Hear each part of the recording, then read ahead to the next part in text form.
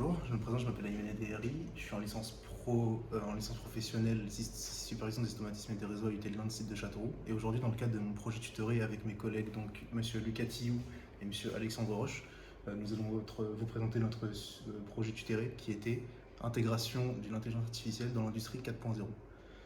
Donc pour cela, notre tuteur, qui est également notre client, Monsieur Pascal Vrignan, nous a proposé une problématique, donc une solution en IA pour la discrimination d'une collection d'objets.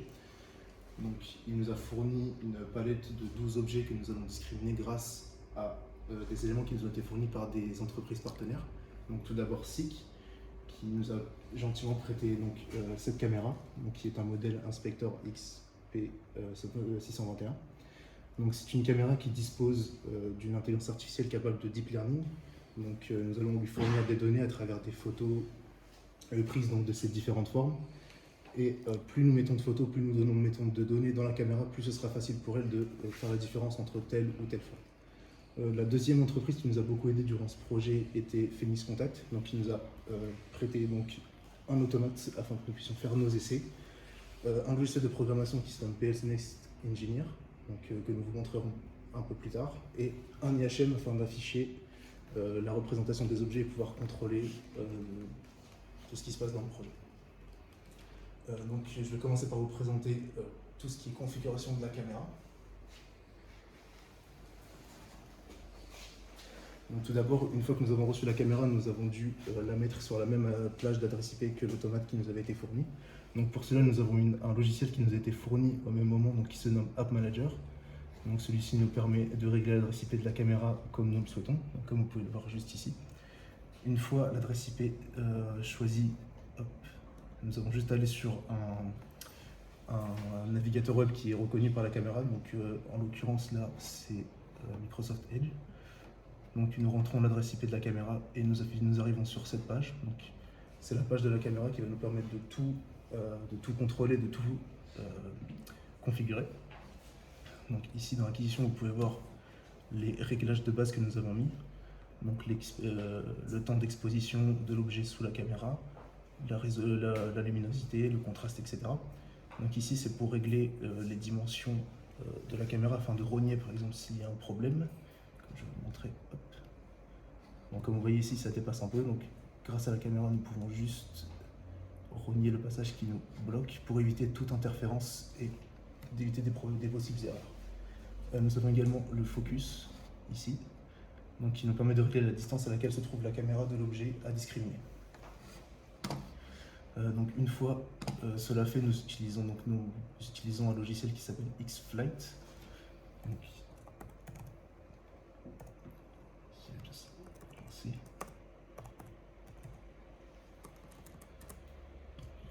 X-Flight FTP Server. Donc c'est un logiciel qui va nous permettre de récupérer toutes les photos. Donc nous créons un serveur sur l'adresse IP de la caméra. Et une fois que nous le mettons en start,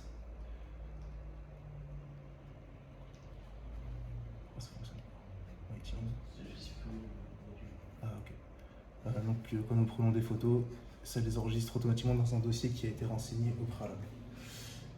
Une fois les photos prises, nous allons sur le site des studios qui a été créé par SICK et qui nous a été mis à disposition. Donc nous avons pu créer un compte. Donc sur ce compte, nous créons juste un dataset. Donc c'est la base du projet. Donc c'est là où nous mettons toutes les photos que nous avons prises. Donc comme vous pouvez le voir ici, toutes les différentes prises dans les différents angles, etc. Une fois les photos prises, nous pouvons créer le projet, avec Small Intensity, Big Intensity ou Medium. Donc ça va juste dépendre du temps que chaque photo va être analysée. Une fois le projet créé, nous pouvons lancer un training. Donc comme vous pouvez le voir ici, nous avons le training et l'évaluation. Donc l'évaluation, c'est si les photos sont bien analysées par le site, s'il n'y a pas d'erreur, pas d'incohérence. Donc vous pouvez voir, ça atteint 100%. Donc c'était parfait. Donc ensuite nous avons l'évaluation qui nous permet de voir la correspondance des photos. Donc par exemple pour l'éléphant, on peut voir qu'il n'est assimilé à aucune autre forme. Et hop, nous avons ici éléphant. Une fois l'évaluation terminée, nous avons notre catégorie qui s'appelle deployment. donc, qui nous permet de récupérer grâce à GetModel le fichier JSON, donc le programme de base de la caméra qui permettra de reconnaître les formes et que nous avons incorporé dans la caméra.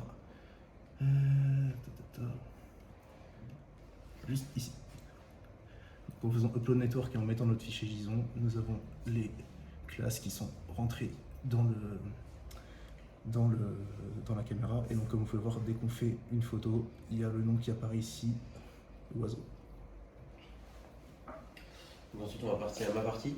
Donc, ma partie était le traitement, donc Lucas Thiou d'ailleurs, ma partie était le traitement des données récupérées par la caméra et son intelligence artificielle et de les redistribuer dans tout ce qui vont être les interfaces homme-machine qu'on peut voir ici, la page web qu'on peut voir ici, ou encore par un réseau Wi-Fi grâce à un routeur qui est juste derrière sur un appareil décentralisé comme un téléphone ou quelque chose comme ça. Et aussi de les redistribuer à mon collègue Alexandre Roche sur une base de données ainsi que sur ProfiCloud, mais ça c'est sa partie, il va vous en parler un peu plus tard. Donc on va passer à la démonstration, je pense que ça sera plus parlant. Toute la communication entre la caméra et l'automate se fait en Profinet, comme je l'ai dit. Tu peux mettre sur Run. Donc il y a plusieurs moyens, comme je vous ai dit, il y a plusieurs moyens de récupérer cette information, soit par un trigger ici. Donc nous retrouvons bien l'oiseau, qui est bien l'oiseau présent sous la caméra. Donc on peut le retrouver sous les différentes IHM. On voit bien que c'est un oiseau.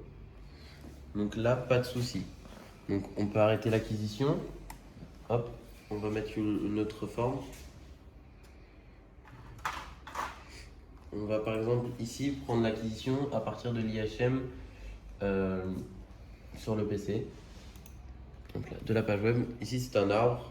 Donc nous avons bien la confirmation que c'est un arbre sous la caméra par notre visuel. Donc il n'y a pas d'erreur. Et comme c'est une... forcément, je t'ai éloigné.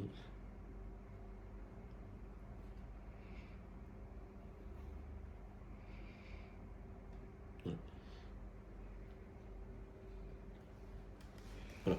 Donc on n'a pas d'erreur. Là on va vous simuler une erreur, par exemple en mettant la pièce vraiment au bord, ce qui peut créer un problème à la caméra.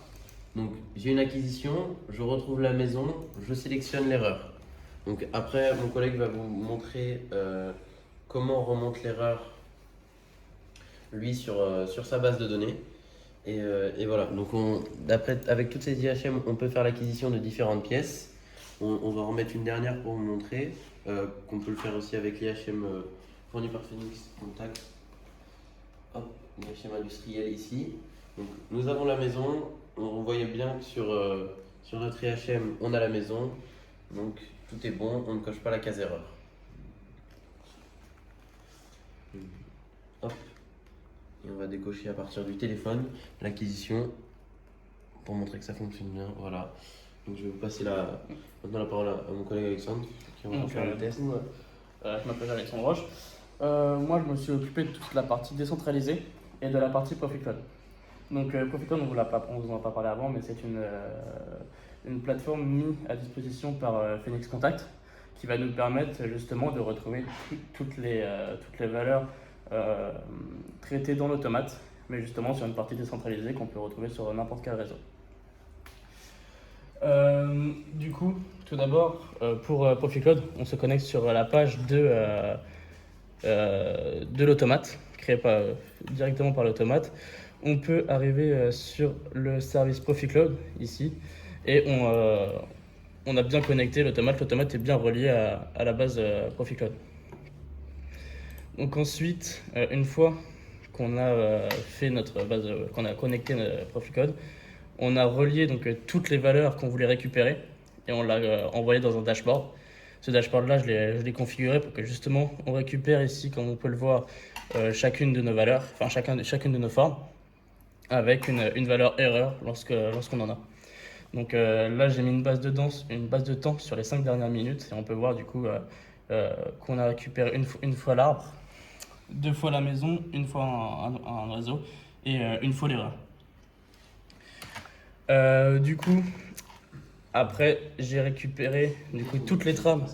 Une démo de comment ça s'affiche quand on rentre une Ouais, valeur en si même tu temps. Vas-y. Donc là, on va du coup, hop, on fait un trigger et on va pouvoir. Là, le camion va s'afficher. Donc nous avons un temps de 5 secondes en attente d'avoir une erreur, si on a une erreur. Donc là, on peut voir qu'on a bien une incrémentation de 1 pour l'arbre et qu'on a bien eu notre ligne ici, notre requête SQL qui a été envoyée. On va me recevoir là, pour l'arbre.